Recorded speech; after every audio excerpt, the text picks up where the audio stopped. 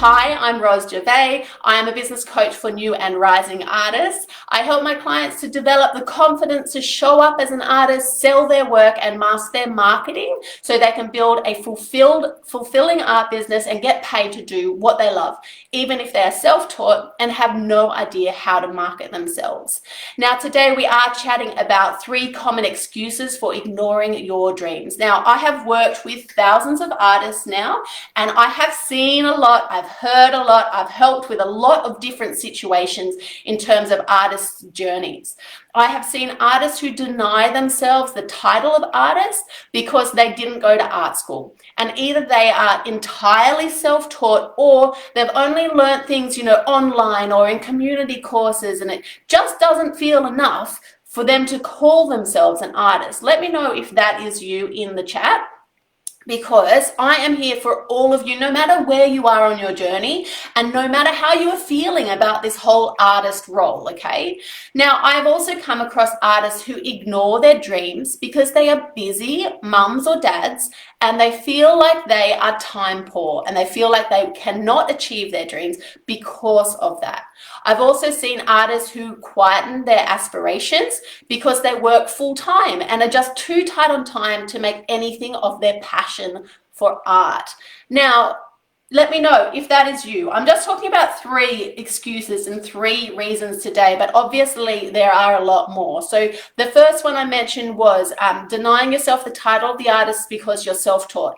The second one was you're in that mum, dad role, maybe also a carer role, and so you're time poor. And the third one that I mentioned was working full time.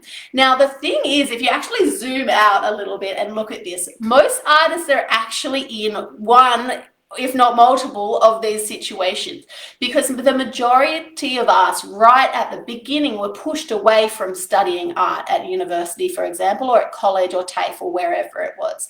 We were encouraged, most of us, let me know if you're in a different situation, I'd love to know, to find work in a more stable industry.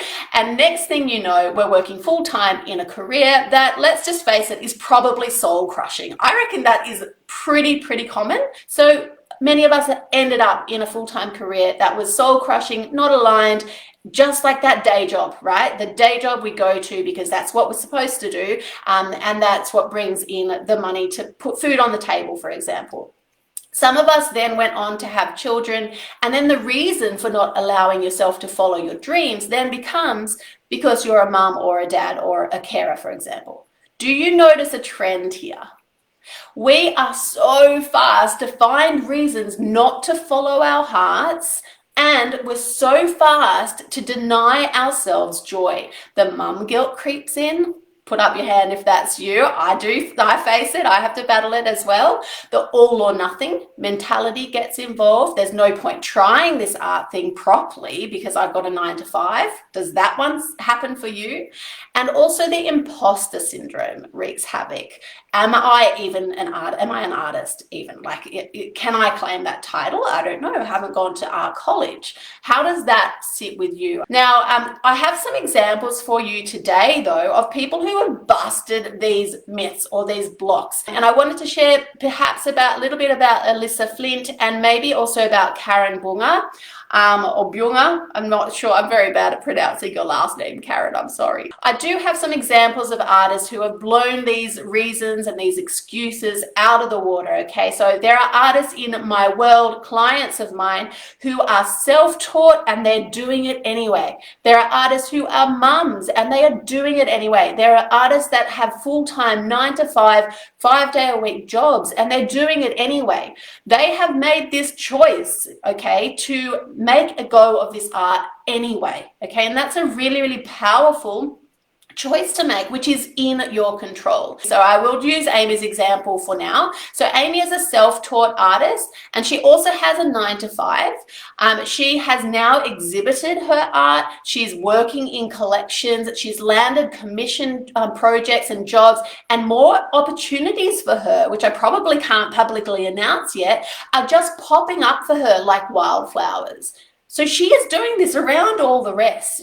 I also believe, and I think Amy said she's an open book, so I will share. Amy also has a chronic health condition, which I won't say any more about, but she's also factoring that into the situation, and she's still making amazing art. She's bringing it to the world, and she's making her dreams actually happen. She's taking that inspired action and those steps towards turning these dreams into a reality. As cliche as it sounds, that's what it is, right? We're turning these hopes, these dreams, these aspirations into the truth of your everyday life, okay? So if an artist like Amy can do this, you can too, okay? What I can see through this experience of mine, coming across all of these artists with all of their hurdles and challenges, is that for us as humans, especially creatives, because I feel like we are very sensitive beings, any excuse will do if we let it, okay? So all of those excuses that we pop up, these reasons, I can't do this because I've got 2 young kids. I can't do this because I've got a 9 to 5. I can't do this properly because I've got a chronic health condition, or I'm a carer, or whatever it is. Any of those excuses will stop you in your tracks if you let it, okay? So what I would like you to do instead is to take some time to answer these 2 prompts. I've got some actions for you.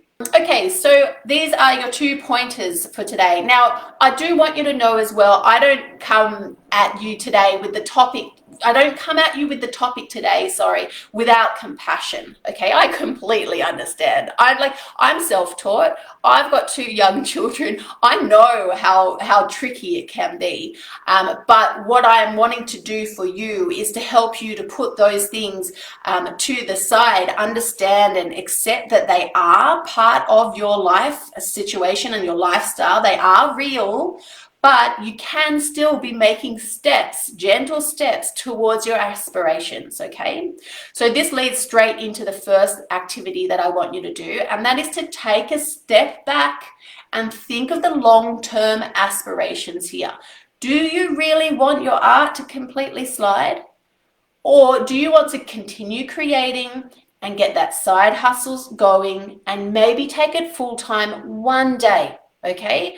Think big here, all right? I often come in and I talk in these Tuesday tea sessions about the fact that we do only have this one period of time here on this planet. We have this one shot, right? Are you going to be that person that's in their 70s, 80s, 90s, maybe hundreds, who knows, sitting there thinking, I should have done that. I should have given that a go. Are you going to be that person? Or are you going to instead take these steps, gentle steps towards where you want to go? So you get to choose that, which is really exciting. You get to choose that.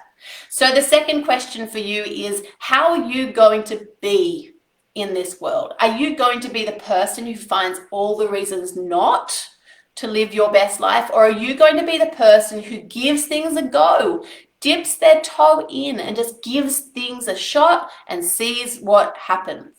My grandma, sees what happens. Is that correct?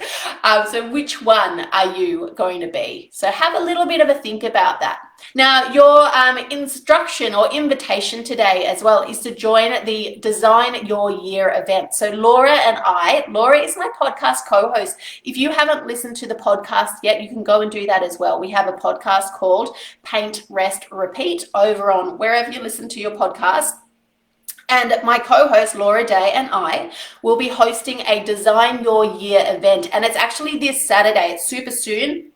Saturday, the 10th of February at 10 a.m. It will run for approximately 2 hours. It is a ticketed event and it is 22 Australian dollars per ticket. It's incredibly affordable considering everything we are giving you in this workshop. Laura and I are wholehearted, generous humans, so you're going to get epic value out of this session. So if you do want to go and get amongst that, I'll pop the link in the comments or in the caption for this video so you can go and click on over, or head to my website, permissiontopaint.co/design your year. Now, it is a live event. If you cannot make the time, the replay is included. You also get a workbook, and I'm not talking like an empty workbook. It is a guide, basically, to help you to plan the most amazing year ahead, even if you are self-taught even if you have a full-time job, even if you have small children, have health concerns, or are a carer, all of these even ifs, this is all factored in. So definitely come and get amongst that. So that is all from me today. Now, if you do want more information on this Tuesday tea session, I have shared everything verbally here, but if you would like the written version, this will pop up on my website actually under my blog, and it is also emailed out to you with all the links and all of that jazz in my weekly emails. So if you're not an email subscriber yet, definitely do that. I try really hard only to give you good content, and I am also aware of my emailing habits, so I try just to email once a week if possible. If there's a special event on, I might email more than that, but I'm very, very respectful of having space in your inbox. So you let me know if you're not on that list, my email list, let me know. Just type in the word email down below and I will make sure that I add you into the email list. All right, beauties, that is it for today. I hope you've enjoyed the session. I hope you feel inspired. I hope you make this time to reflect on those questions so that you can choose how you're going to move forward this year and into the future beyond that as well. All right, lots of love to you all. See you soon. Bye.